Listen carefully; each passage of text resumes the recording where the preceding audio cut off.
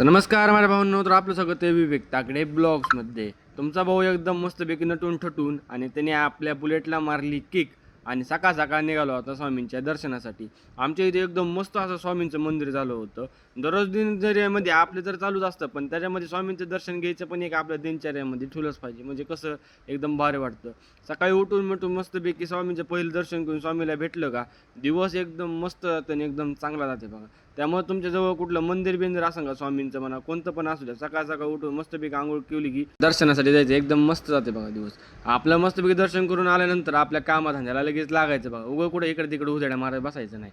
कसं माहिती का, कामधंदे केल्यानंतर देव पण आपल्याला पावत असते, हे मला कळालं बघा. मस्तपैकी येऊन आपलं दुकान ते सगळं उघडून घेतलं.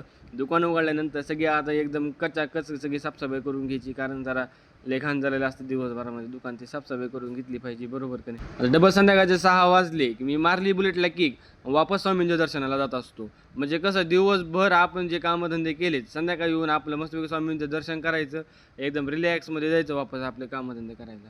तर आता आमचा दिनचर्या कसा वाटला लवकर कमेंट करून सांगा ना. आपल्या विवेक तागडे ब्लॉग्स पण कसा वाटला लवकर कमेंट करून सांगा.